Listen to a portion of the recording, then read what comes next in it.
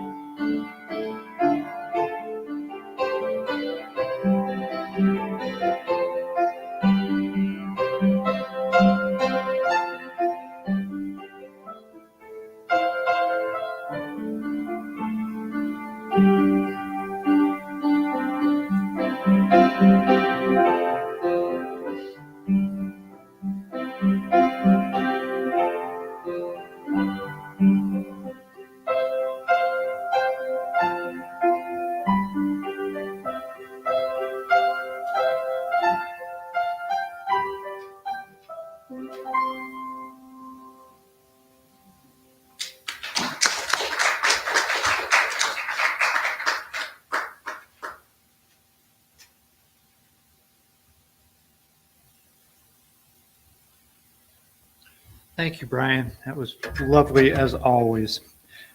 Welcome again to Unity Church of Ames on this 13th day of February. A little bit of snow today made things pretty, but didn't make any problems, so that's really nice. Today, our guest speaker, Nancy Evans, will be talking about 1619, then and now. I'm going to apologize here in advance because I'm running both the media and talking, so I'm going to keep turning my back on the people here so I can advance the slide. And there are no online classes today after the service. Elsa is away this weekend, which is why I'm punching all the buttons at the same time. As always, please join us for the service. if you are vaccinated, and wear a mask. And transformational opportunities. Shelley B. Hart is our prayer chaplain this week. I lost that slide. I don't know where it went. There she is. I knew you were there, Shelley. And if you have prayer needs, she will hold your prayers with the rest of the chaplains as well. Transformational opportunities. Now we're getting there.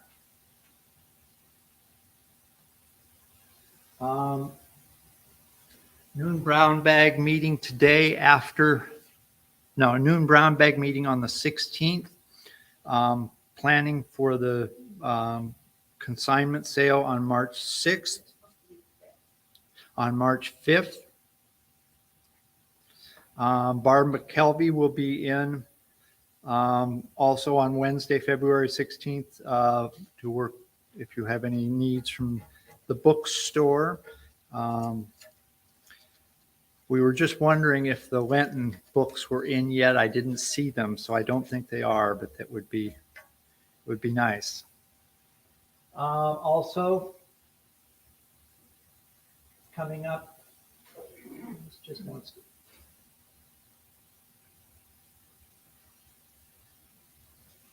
Rev Deb is back in Iowa. Her flight was only an hour late from San Diego, so she was thankful for Facebook's prayers on her behalf because of that, and will be available for individual appointments on Wednesday. And you can contact her at Leader at Unity of Ames to schedule a time. Also on February 16th, 3 to 5:30, there is a board meeting,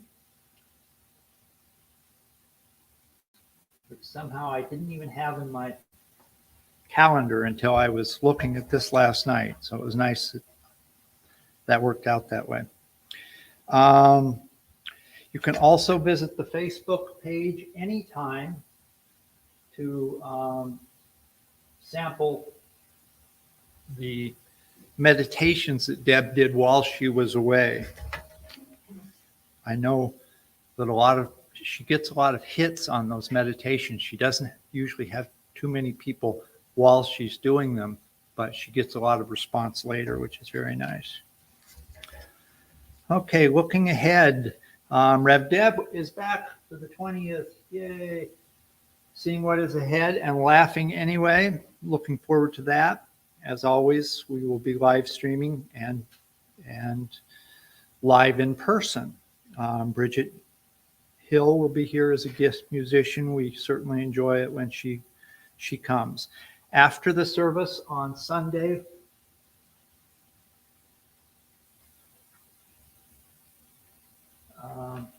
there will be a potluck celebrating Deb's 70th birthday. Please, no gifts, but if you must, make it a check for the Dream Seed Scholarship Fund, which we have been a big part of for years. Okay. And as always, I now understand why Deb puts a computer up here. I needed more space. And as always, the prayer call Monday, Wednesday, Friday at 11 o'clock. The information is there in the slide.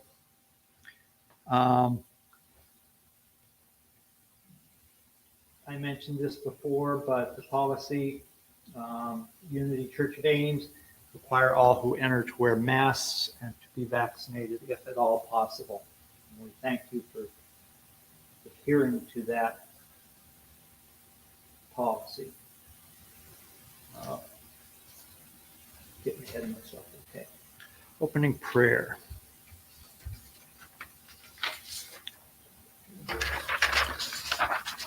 Last week, during the service, we sang Daniel Namat's song, Love is My Decision. You probably remember we sing it a lot.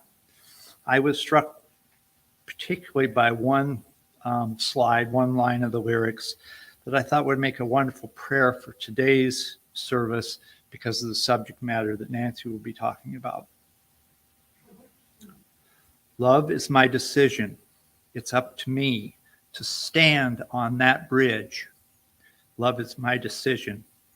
No one else can make me forgive.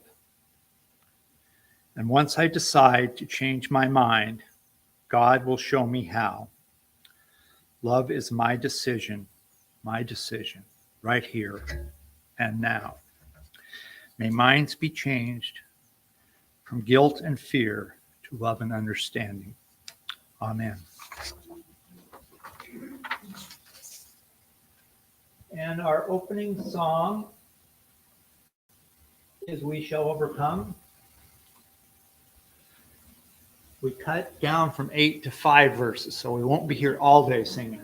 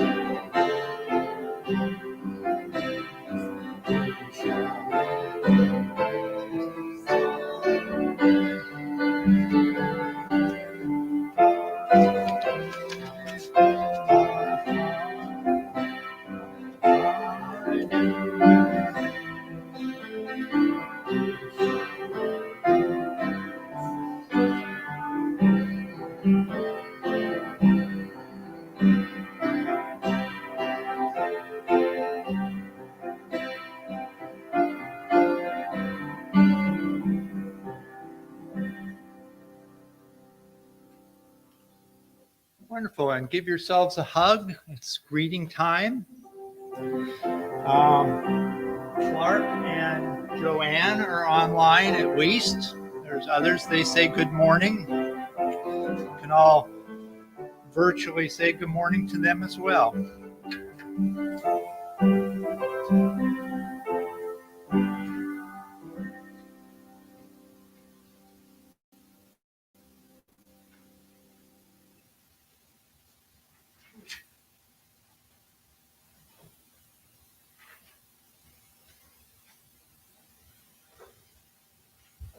You're lucky you're here today because the slides are a mess going out to the internet.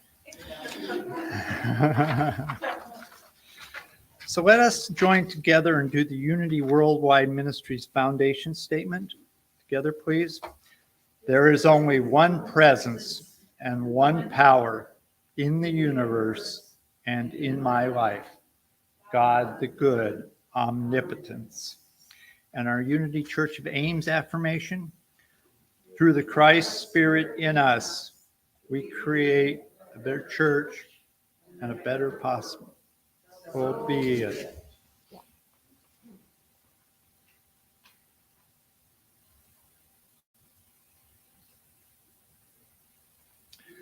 The daily word for today is actually the daily word for yesterday.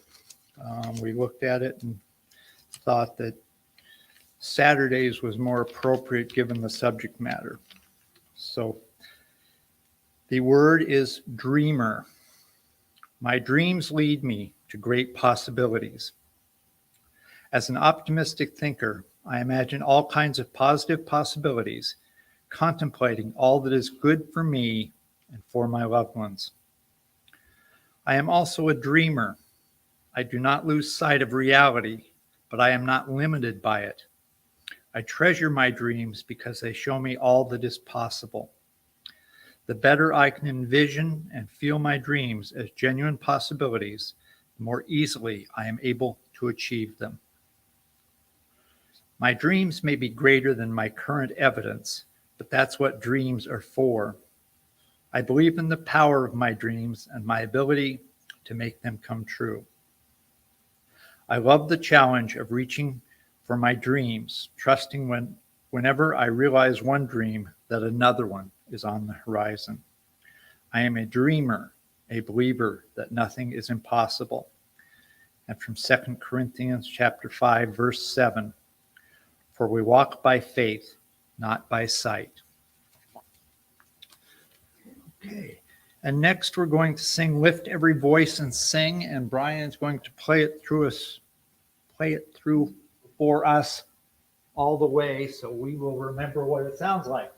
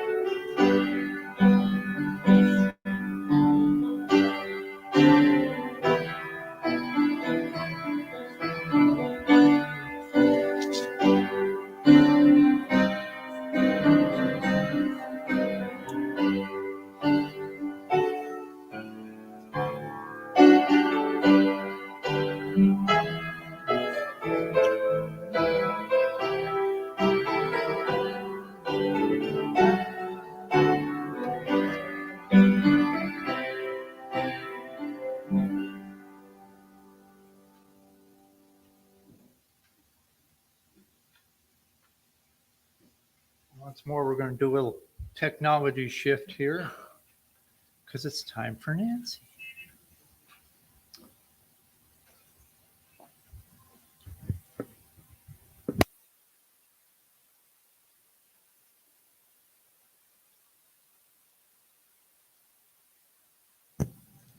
Good morning, everyone. It's nice to see you.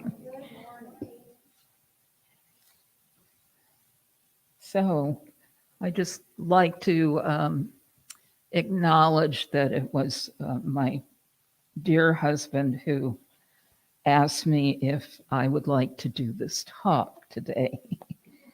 At the time, it seemed like a good idea. So you can blame him if it's less than coherent. But I'll give it my best shot. How many of you know what the 1619 Project is? Have you heard of it? Okay, several of you. Great. And I know Sally has purchased the book and is about halfway through. So she's the class brown noser. Yeah.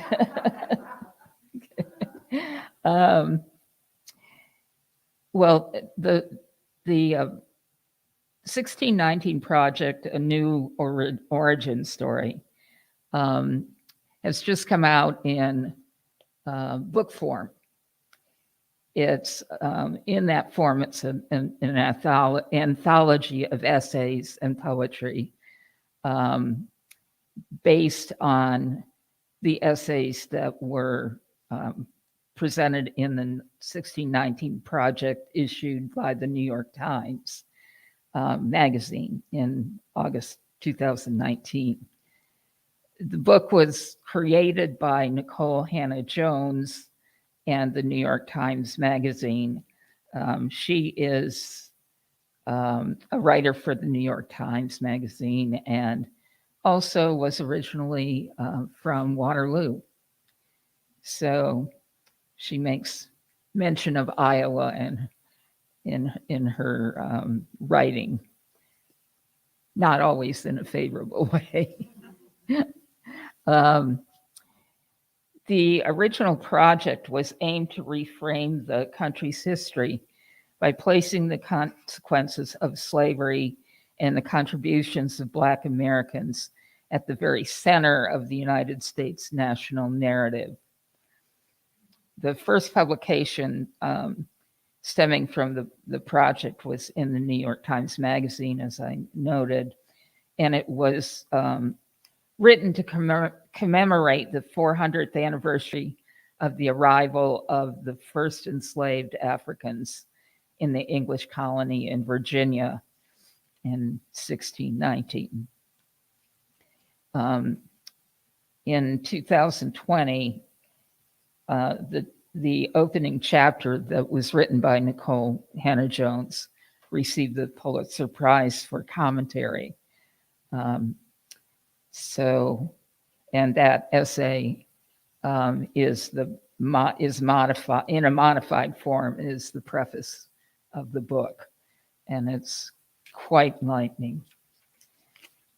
So there are several reasons that I chose to talk about this topic. First, February is Black History Month, and it seemed like a topic on Black history would be appropriate. And since the book version had recently been published, I thought that was an examination of that would be timely. And second, lawmakers in at least 5 states, including Iowa, have introduced legislation that threatens to cut funding to schools that share curriculum drawn from the 1619 Project. The Ames School District used some materials from that project during a week of lessons entitled Black Lives Matter at School. The goals of the week were to affirm students' diverse Black identities, offer them a sense of belonging they might not otherwise have been feeling, and expand students' perspectives on Black history and life. The district's efforts were met with a lot of support and criticism from community members and beyond. It even attracted some attention from the national conservative narrators including the Federalists, commentators, not narrators. So yeah, we made the federal, or made the national news. I should note that this project, the week, was in 2019 that they did that week. So pre the law that's saying you can't do that anymore. In the Iowa legislature, the Government Oversight Committee's chairwoman, Representative Holly Brink, a Republican from Oskaloosa, wrote that she had invited Ames district officials to speak at a hearing. She indicated that local parents, students, and residents contacted Republican legislators regarding their fear that any publicly expressed questions or concerns to the curriculum of the Black Lives Matter at School Week would result in child targeting and charges of racism. Another Republican legislator wrote, "The curriculum is problematic in many ways, serving not as a historical lesson, but as social political indoctrination." The third reason I chose this topic was because of the unrest that has occurred in the Ames schools this past fall. And at a meeting of the school board last fall, a student stated that all his club, it's a club for African American students at the school, all that his club wanted is an environment where students of color did not have to come to complain at meetings every single week and express their experiences of racism and share their stories of microaggressions. Two students at this meeting described how students of color feel discomfort, silenced, or even abused by other students and some staff members that should be protecting us. Another student discussed the problems with student resource officers, with one student resource officer calling a Black student the N-word, and he stated that using the N-word in any context, quote or not, is a violation of their dignity. A third of the school's Black population are being targeted to be expelled or switched to alternative learning paths in order to push the problems of bad education, bad test scores, and behavioral issues under the rug. That was the opinion of that student. But it shows the discontent among African American students at the school. So what I'm going to be talking about then is what the 1619 Project offers us in regard to scholarship and knowledge, to the controversy surrounding the teaching of the project, and how students have reacted to teaching of the 1619 Project.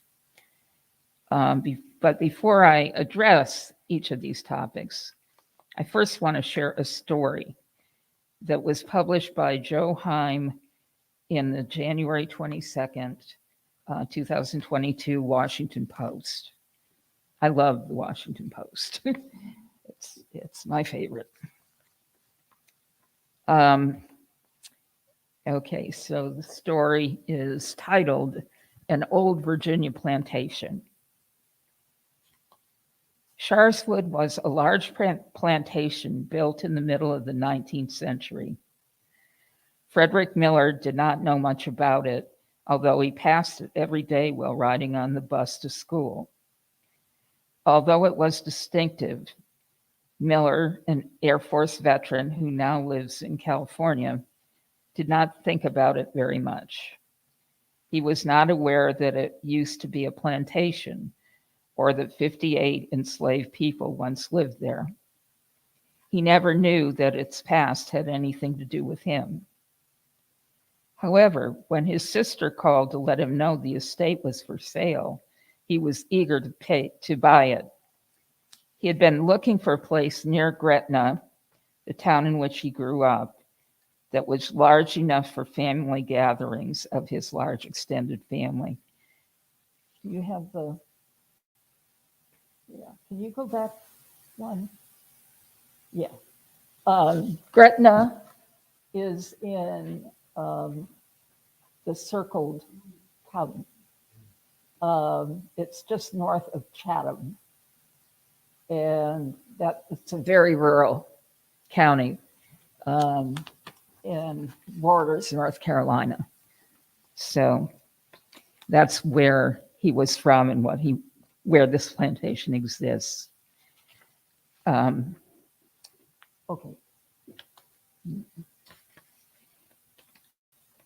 So let's see. Yeah, he was looking for a place close to his hometown that was large enough for family gatherings of his large extended family. Slavery wasn't something that people talked about in Southern Virginia when Miller was growing up in the 1970s and 80s, nor was it taught much either. The only time it did come up is when Alex Haley's series Roots was televised in 1977.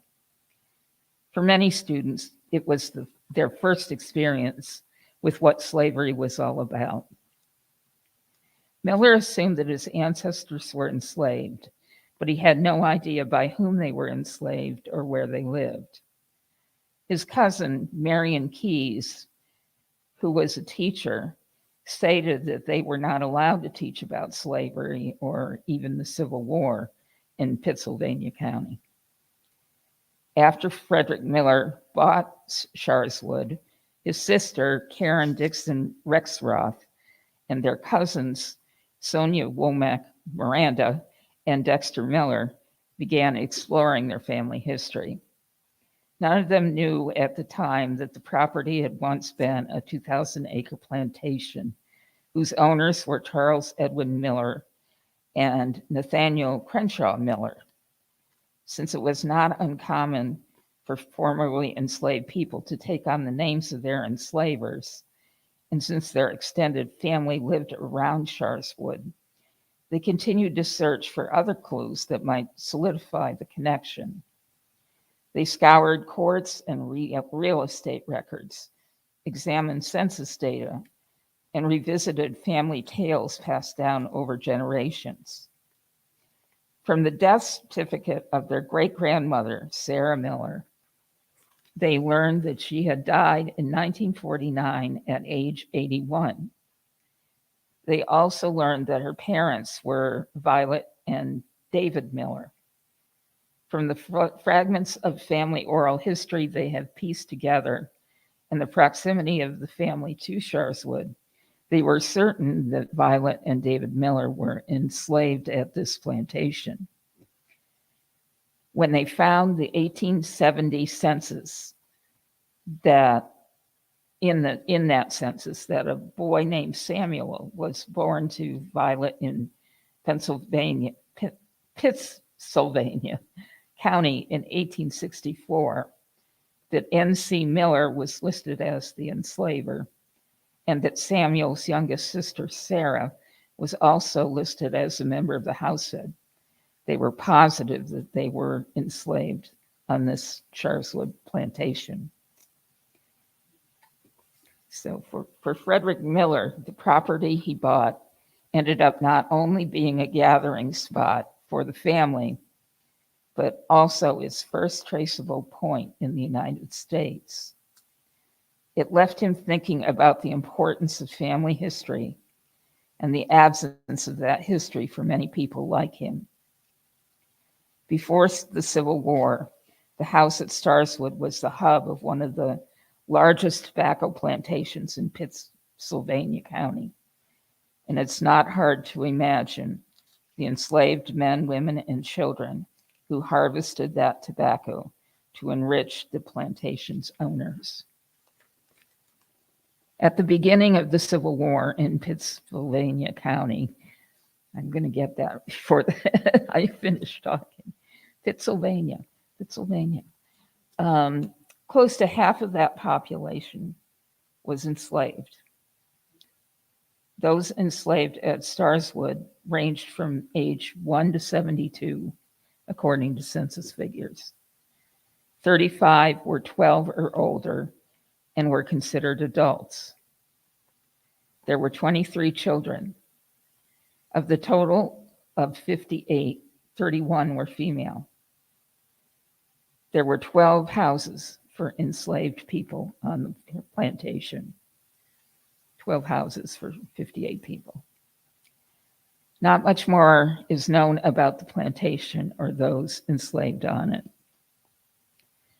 For many Black Americans, slavery is a brick wall that prevents them from finding out more about their past before emancipation. Slave names were not recorded in the census, although some owners kept records of the first names and the amount for which enslaved people were bought or sold. Separation of families also made kinship trails difficult to follow. After slavery ended, the details of people subjected to it and their daily lives were not easy to come by, and people were reluctant to share their story with children and grandchildren. For that generation, they did not want to pass down that trauma. For Womack Miranda, the discovery of the 16 by 32-foot cabin in which her ancestors may have worked or lived has been life-altering. She imagines her ancestors walking on the same property. It makes her feel whole as an African American. However, those who were in the next older generation were more reluctant to walk around the cabin. Betty Miller Dixon, age 81, the mother of Karen Dixon Rexroth, says she just wonders how they survived it. She doesn't like to think about things she can't control. Dixon Miller felt like he was home when he was on the property. He stated, "I could feel my ancestors, and it almost brought tears to my eyes." Frederick Miller thinks about what slavery has done, not just to his family, but to all the descendants of the enslaved. Knowing what your ancestors went through, he questions how it is possible to be normal. In August, the Miller family held a 2-day reunion for more than 200 people. Not talking about a large extended family. Yeah.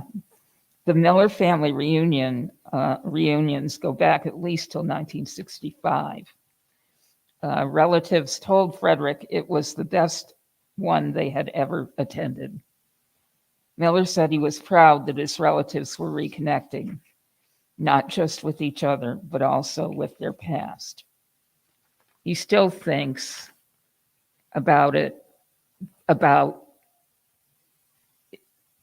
if he had not bought Starswood, the past would have slipped through the family's fingers. The history would have definitely been lost. So hold on to the thoughts about this family and the importance of learning their history as I move through the rest of this. So what is the 1619 Project all about? I could make Sally tell us, but I won't. The project, which was published in 2019 in the New York Times Magazine, aimed to reframe the way slavery and the contributions of Black Americans are presented.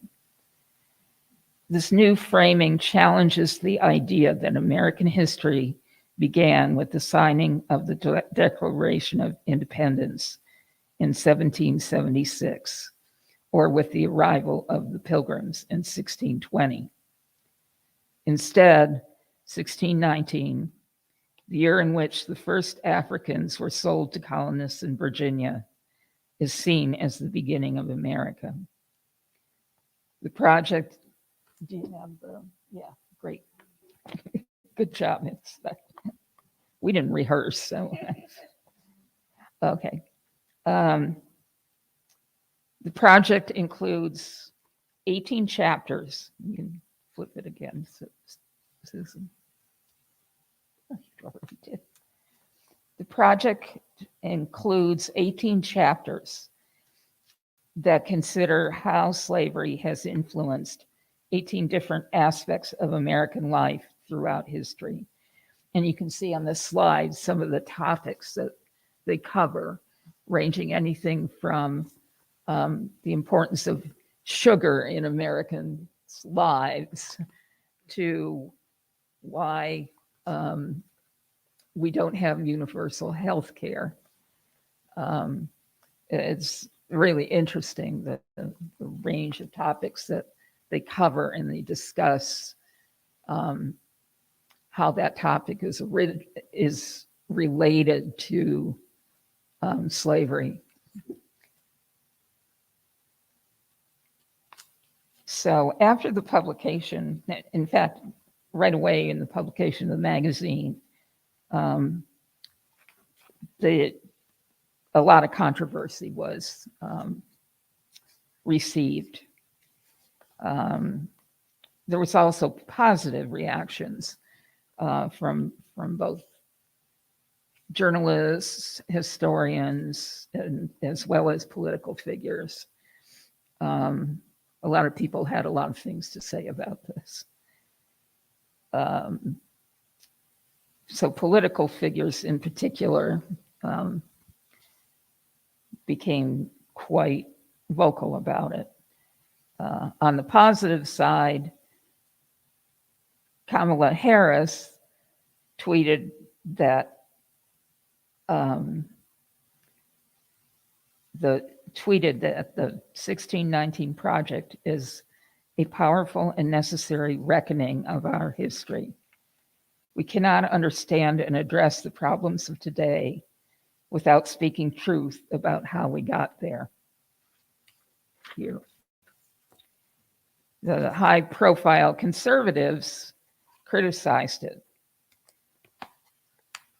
Former House Speaker Newt Gingrich called it brainwashing and propaganda, later writing an op-ed characterizing it as left-wing propaganda masquerading as the truth. Yeah.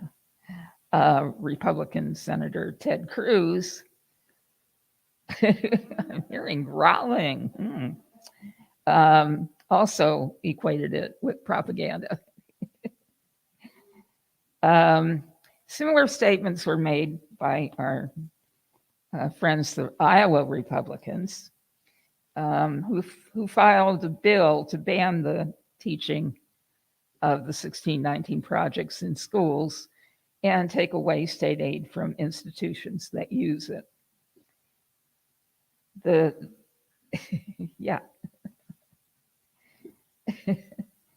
The 1619 Project seeks to tear down America, not lift her up, said Representative Wheeler, who sponsored the bill, at a subcommittee hearing. He went on to say, it seeks to divide, not unify. It aims to distort facts, not merely teach them. It does so as leftist propaganda masquerading as history. Representative Raz Smith, a Waterloo Democrat, disagreed. Representative Smith is the only member of the legislature, not the only, one of a few members of the legislature who's Black. He said, "I'm the first Smith not born on the same plantation where my father was born, where his mother was born, where his grandmother was born." Smith said, America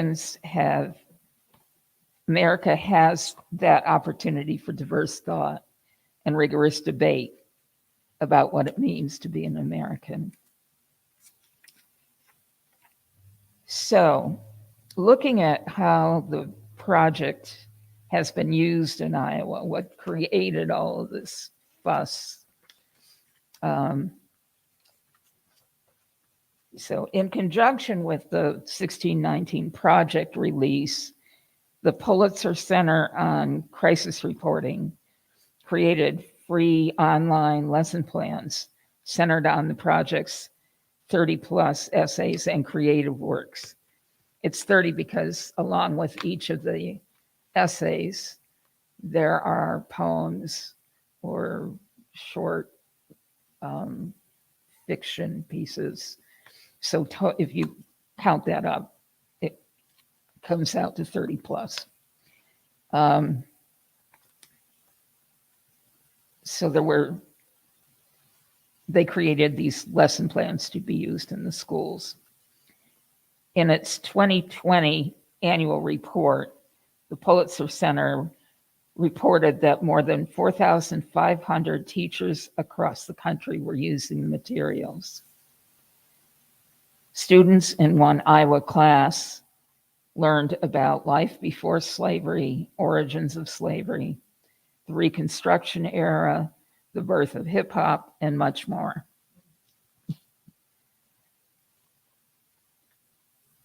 One of the things I've learned is how important hip hop is to African Americans. I think it's pretty eye-opening for the students.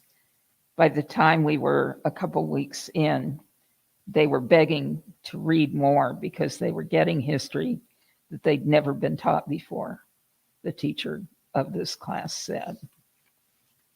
A Des Moines teacher also made sure to introduce that diversity to his students through the project. It was the most engaged I'd ever seen students, particularly students of color, the teacher said. First of all, it's important to know because it's honest history.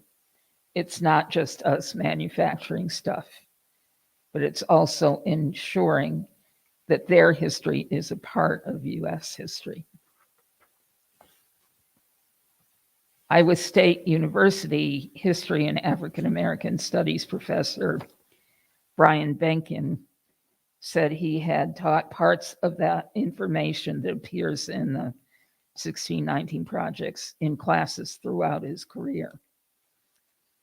There are parts of it that are new and provocative, but there are parts of it that basically try to put very publicly what scholars and historians have been writing about now for the past 2 decades or more, Benkin said. He feels a lot of critics of the project are bothered by the centering of Black people and Black voices in the history of the United States. Melissa Peterson, Iowa State Education Association lobbyist, said Wheeler's bill is not the first one over the years to attempt to dictate what Iowa schools can or cannot teach. Those attempts raise concerns, she said. You've got a legislator trying to prescribe what type of curriculum can and cannot be taught in the classroom, she said. So, what do students think? After all, it is their education, and we need to be listening to their voices. So, proponents of the 1619 project believe that some of these problems will be solved by educating students using the principles and materials connected to this project. Evidence from schools around the country supports this premise. We think it's really, really important to educate our students and our surrounding neighbors about what happened here, said Navia Edwards, a student at Eastern High School in Washington, D.C., who helped organize a day-long event based on the project. She stated, "It's important to educate people because education stops hate." She then asked students to reflect on why all Americans should know the information they learned from the project. "I think Americans should know about this because this is how unfairly their ancestors treated slaves," wrote one student. I assume that she's talking about her white classmates. "America must know about the beginning of slavery because they used our backs to create what they call now the United States," wrote another. "There's so much to the material. It's so rich," said Elaine Huock, I think. It's an interesting last name, who teaches African American history at George Washington Carver High School in Pennsylvania, Philadelphia, Pennsylvania. She used the Pulitzer Center's lesson plan on Hannah Jones' essay, The Idea of America. That's the preface of the book, to introduce the project to the class.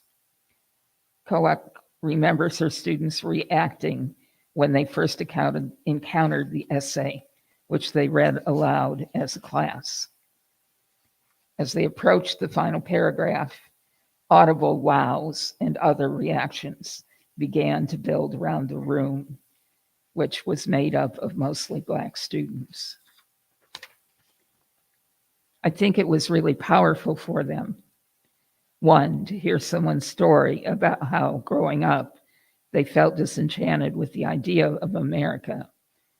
And two, how Hannah Jones communicated that Black Americans have really improved our country, said Huock. That picture is the students from George Washington Carver High School with Nicole Hannah Jones in the middle. She's the one with the red hair.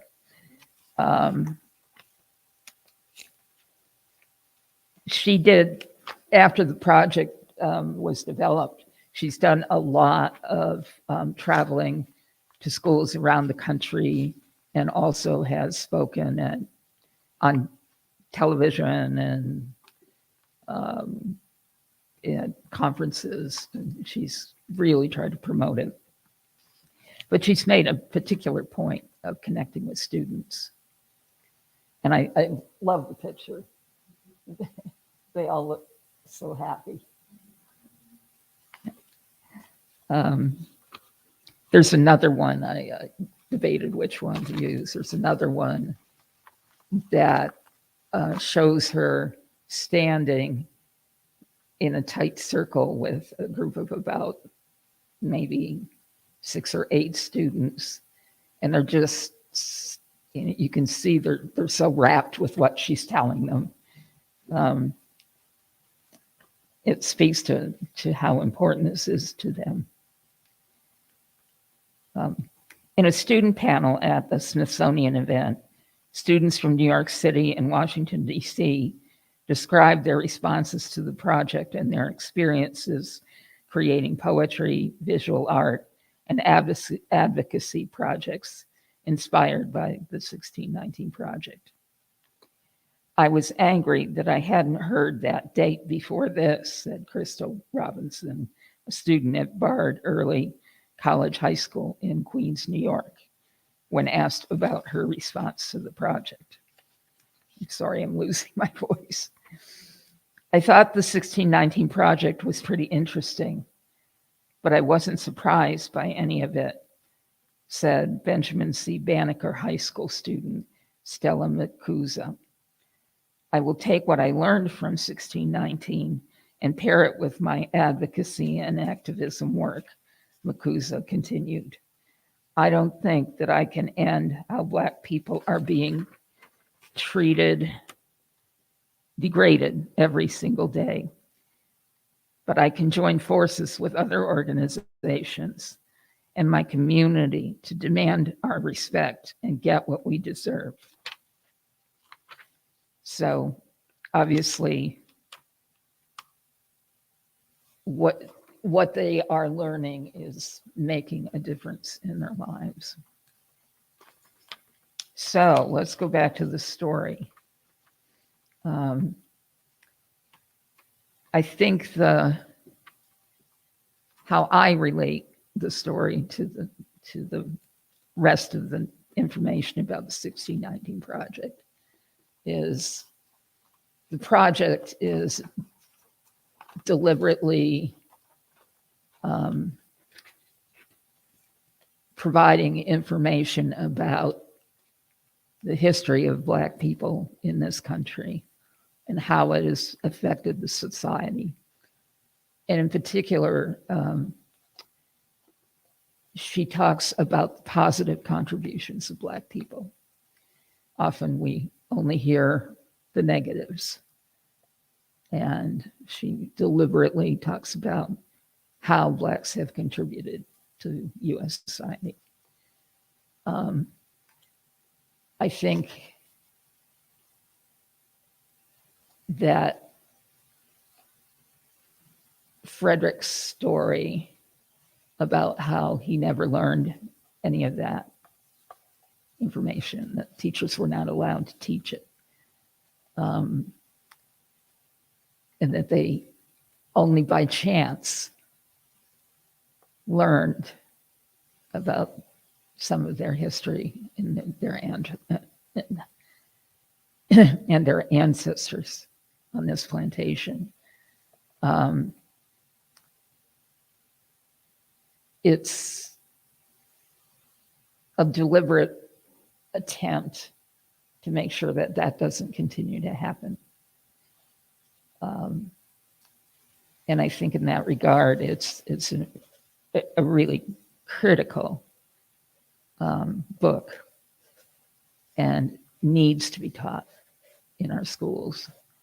And it makes me pretty angry that we're now experiencing legislation that says we can't teach it. And I think that part of that reason is, one, I don't think the people criticizing it have read it carefully, if at all. Oh, didn't help. And I think they are afraid of what they might find. And I think it behooves those of us who want to create a just world to do whatever we can to overturn these kinds of laws and ensure that students are able to learn this information.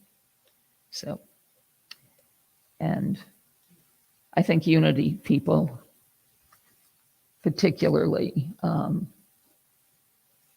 we are about human rights and justice. At least that's one of the things we're about. And I think once you know, you are obligated to do something. And I think we need to do something to change that. So thank you very much. I think I went over my time.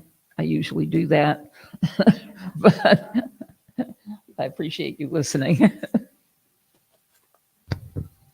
Okay. Jim's going to do the meditation. Yeah. We'll now go on to our meditation song, Pour Yourself in Me.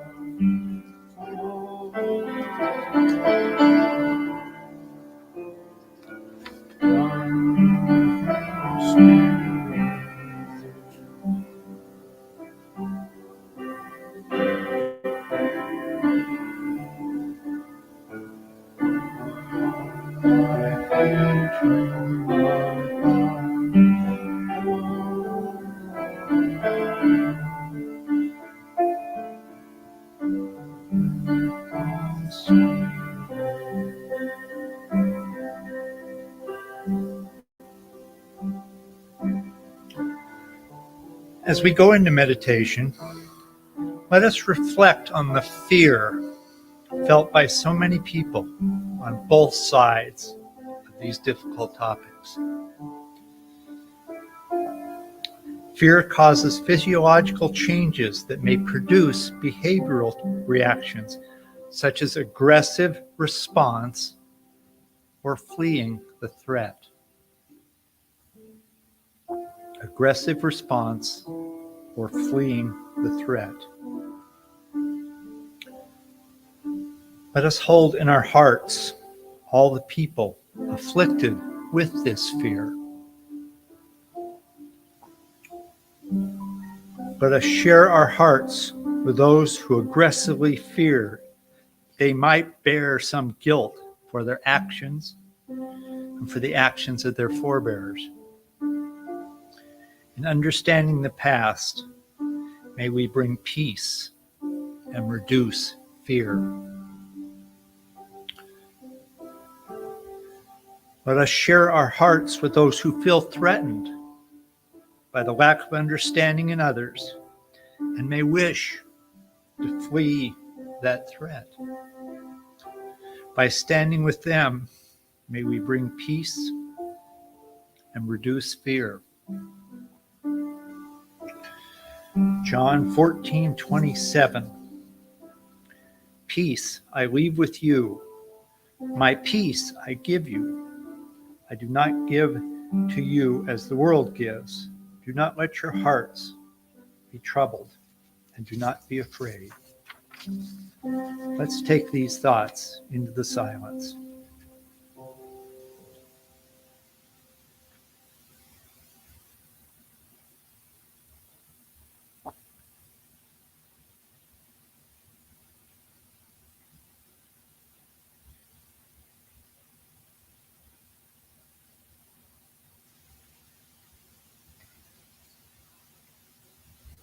Okay.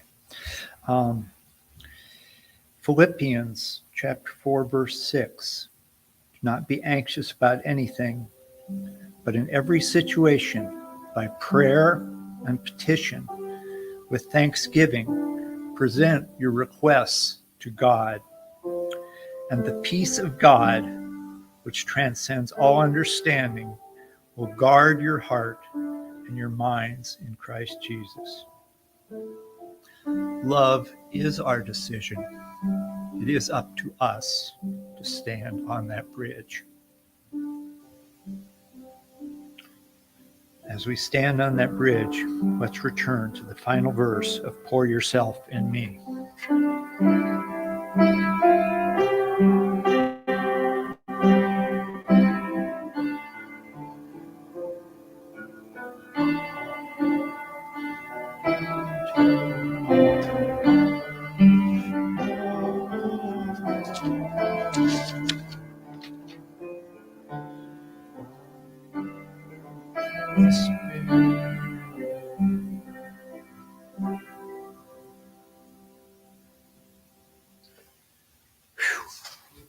That's all I have to say.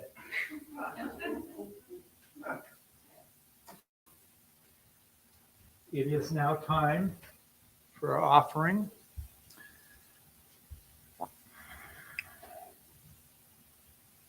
Divine love through me blesses and multiplies all that I am, all that I have, all that I give, and all that I receive, and I am joy-filled and grateful. Amen.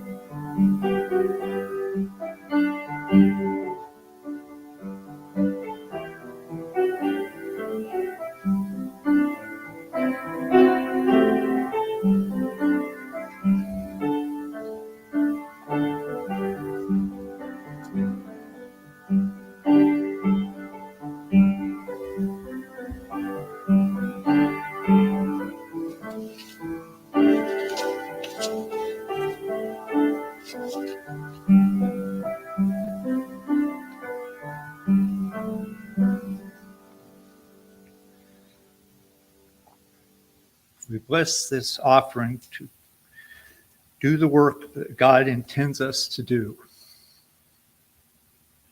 whatever bridge we find ourselves on. Amen. And now for the peace song. Stand if you would like.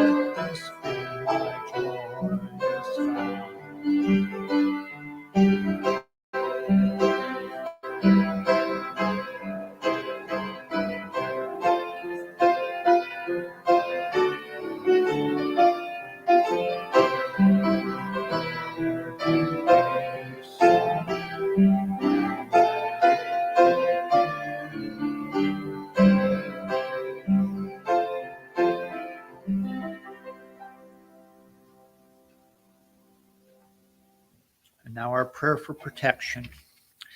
The light of God surrounds us. The love of God enfolds us.